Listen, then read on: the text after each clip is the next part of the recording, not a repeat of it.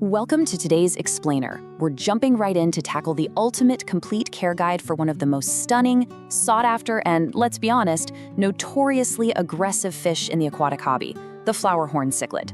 If you want to master the care of a fish that absolutely demands your attention and a deeply dedicated setup, well, you are in exactly the right place. Okay, let's dive into this. The very first thing you've got to understand about the Flowerhorn Cichlid is that it's a true man-made marvel. You're not going to find these guys swimming around naturally in the wild. Actually, these ornamental fish were developed through some incredibly careful, selective breeding in Asian countries, specifically places like Malaysia, Thailand, and Taiwan. So while a few have unfortunately been released and spotted in local waters there, they are completely a product of the aquarium hobby. Breeders wanted vivid colors and a totally unusual appearance, and boy, did they deliver. And when we say unusual appearance, we absolutely have to talk about their defining feature. It's called the neutral hump. It's this prominent, bulging, literal horn-like bump right near the nape of the neck on the males. And get this, it can actually grow larger than 5 inches. It's like they're wearing a crown. Traditionally, this hump was associated with good luck. But today? Well, it mostly means good luck for the breeder's wallet, because male flowerhorns command way higher prices than females entirely because of this massive statement-making feature. So here's our masterclass syllabus for today. First, we'll meet the Flowerhorn Cichlid. 2, creating the perfect habitat. 3, managing their aggressive behavior. 4, diet and feeding rules. 5, preventing common fish diseases. And 6, breeding your flowerhorns.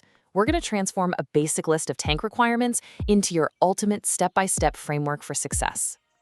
Section 1. Meet the Flowerhorn Cichlid. Size, lifespan, and a major attitude problem. Let's take a look at the sheer physical presence of this fish so we know exactly what we're getting into. When you bring a flowerhorn home, you are making a massive commitment. These aren't your typical tiny little starter fish. A fully grown adult is going to reach anywhere from 10 to 16 inches long.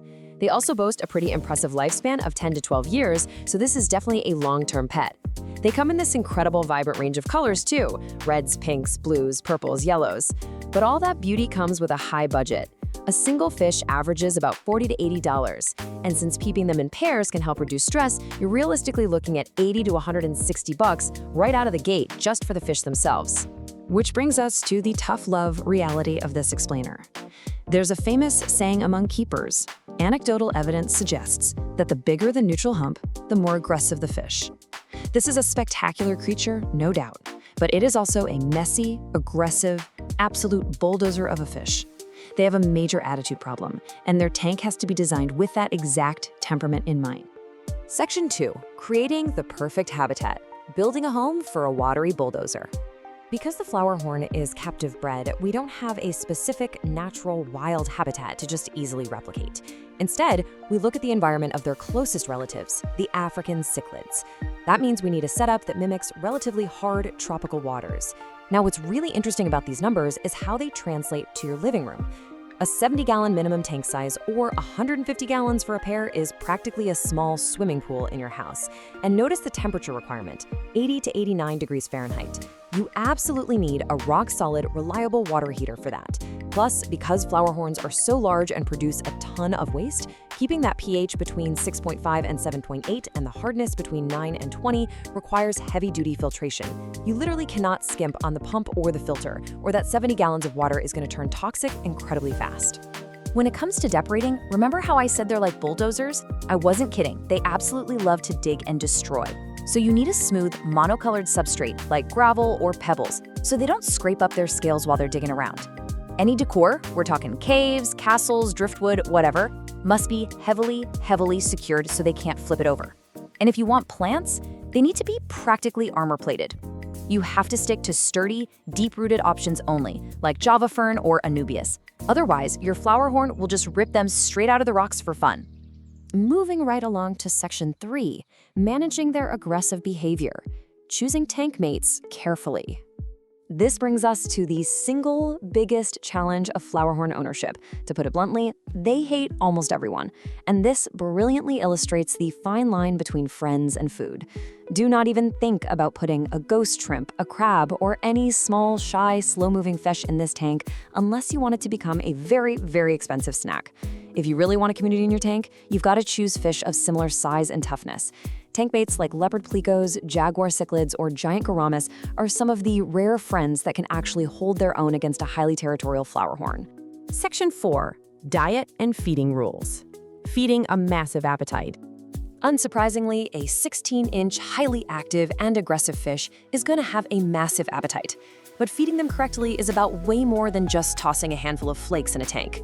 As you can see, they are omnivores, meaning they eat both meat and plants, but their meals need to be heavily weighted toward bulk protein. We're looking at a split of roughly 70% protein-rich foods to 30% plant-based foods. To hit that 70%, you'll want to source high-quality proteins. Cichlid flakes, bloodworms, shrimp, or even dried crickets work great.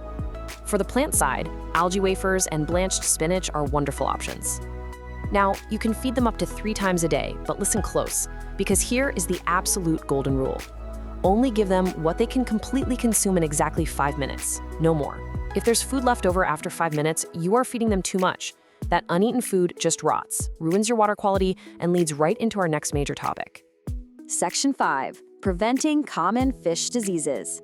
Keeping your flowerhorn healthy. Because flowerhorns are such heavy eaters and messy waste producers, poor water quality is for sure their absolute worst enemy. It directly invites disease. Let's walk through the 3 main threats you might face. First up is itch, or white spot disease. You'll see these salt-like spots on their body, and notice your fish flashing, which is when they rub frantically against rocks, and just acting lethargic. You treat this by adding aquarium salt and slightly raising the tank temperature by about 2 degrees. Next, there's the much-dreaded hole-in-the-head disease. It's caused by a protozoan that just thrives in poor water. It literally causes these nasty pits or pimples on the fish's head, along with stringy feces, and usually requires serious veterinarian antibiotics, like metronidazole to fix. Finally, fungal infections. These look exactly like they sound: white, fluffy-looking fungus patches. The treatment here relies heavily on aquarium salts and a complete water change. Notice a trend?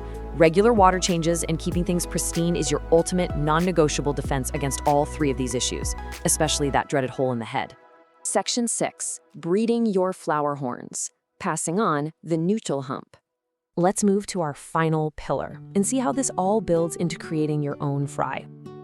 Once your flowerhorns are about 8 to 12 months old, they reach sexual maturity and are ready to pass on those incredible colors and that signature hump. Breeding them is a fascinating, highly structured process.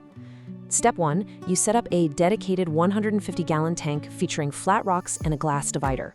That divider is crucial to keep the pair safe while they get used to each other's presence. Step 2, you condition the parents with a really rich diet of live bloodworms and ensure the water is treated with antifungals. Step 3, once they're ready, you remove that divider and the female will lay a staggering 700 to 1,000 eggs right on a flat rock for the male to fertilize.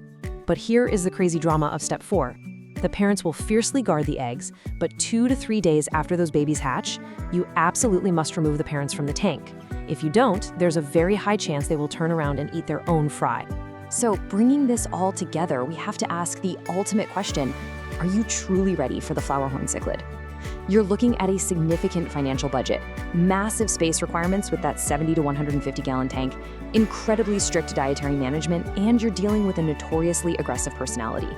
Do the spectacular looks, the quirky intelligence, and the fascinating behavior outweigh the heavy, sometimes exhausting demands of keeping them? Or is this man-made marvel a beautiful monster best left to the absolute experts? Let that sink in. Thanks for joining me on this explainer, and I'll catch you next time.